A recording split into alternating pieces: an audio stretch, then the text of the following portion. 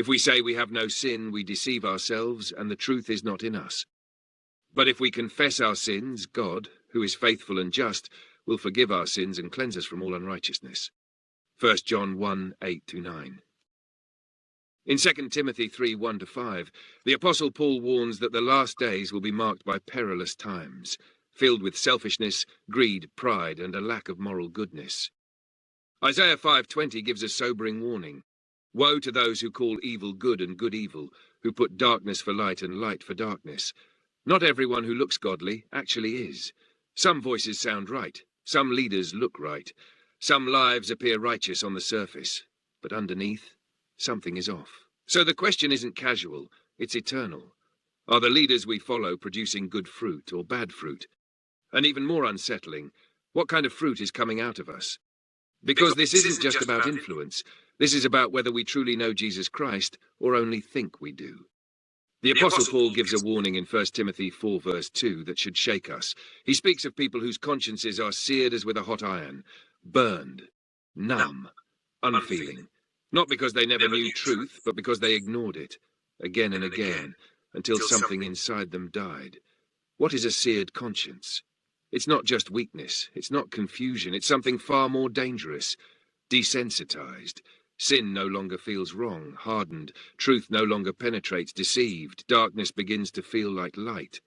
At that point, a person doesn't just do wrong, they defend it. They teach it. They may even lead others into it. And this is exactly what Jesus warned about. Spiritual blindness. They have eyes but do not see. Matthew 13. Truth is right in front of them, and they are completely blind to it. Hardened hearts. The heart doesn't harden overnight. It hardens one compromise at a time until it stops responding altogether. The most terrifying warning of all, Jesus says, "And then I will declare to them, I never knew you. Depart from me." Matthew 7:23. Let that sink in. These are not people who rejected God outright. These are people who thought they were with him. People who were active, religious, confident, and yet unknown to him. The deeper danger, a seared conscience doesn't feel lost. That's what makes it so dangerous. You can be deceived and feel completely right. You can be far from truth and feel completely justified. Until one day, truth isn't just ignored, it's unrecognizable. Paul's warning and Jesus' words point to the same devastating reality. You can drift so far that your ability to discern truth doesn't just weaken, it disappears. Because once the conscience is seared, conviction goes silent. Repentance feels unnecessary, and deception feels like truth. That is not a small problem. That is spiritual death happening in slow motion. So don't just ask about others. Ask yourself, am I still sensitive to truth, or am I getting used to ignoring it? Am I following Jesus Christ, or just a version of him that never confronts me? Because in the end, this isn't about appearances. It's about whether he knows you. In today's world, we see a growing pattern. Leaders gaining influence through outrage, division, and self-promotion. Voices that stir anger instead of peace. Movements that prioritize power over truth. In this story, we see actions that reflect two opposing forces. On one side, love, patience, truth, humility. On the other, pride, deception, control, and destruction. Observe carefully the fruits being produced. Are they rooted in God's kingdom or in selfish ambition? Consider moments when leaders, whether political, cultural, or spiritual, refuse accountability, shift blame, or stir division among people. When truth is twisted to fit an agenda, when loyalty to a person becomes stronger than loyalty to what is right, when followers defend wrong actions simply because of who did them. We have to ask, is this producing unity or division? Is this leading people toward truth or deeper into deception? Do these leaders bring people closer to Christ or closer to pride, anger, and fear? Are their actions producing love, mercy, humility, or pride, greed, and harsh judgment? If someone claims to follow Christ but consistently acts in deception, cruelty, or arrogance, what fruit are they truly producing? And what about their followers? Do they grow in faith, peace, and kindness, or in conflict, hostility, and division? Good fruit looks like this: humility over pride, service over self-glory, truth over manipulation, mercy over judgment, unity over division. Bad fruit looks like this: pride over humility, deceit over truth, anger over peace, greed over generosity, division over unity.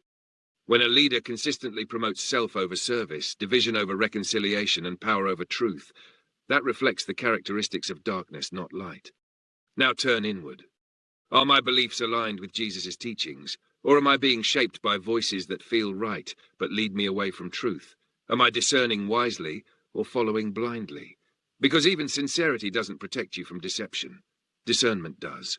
A farmer planted 2 fields. In one field he nurtured the soil, watered it, and removed the weeds.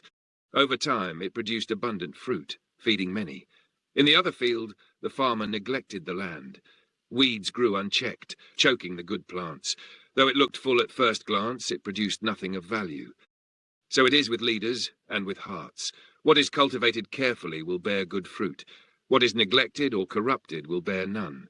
You will know them by their fruits. Matthew 7:16-20. For a good tree does not bear bad fruit, nor does a bad tree bear good fruit. Luke 6:43-45. Are my beliefs closer to Jesus, producing good fruit, or closer to actions that bear bad fruit? Who am I following?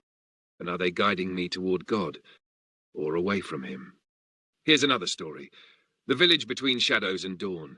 There was once a village nestled between 2 hills, where the sun seemed slow to rise and quick to leave.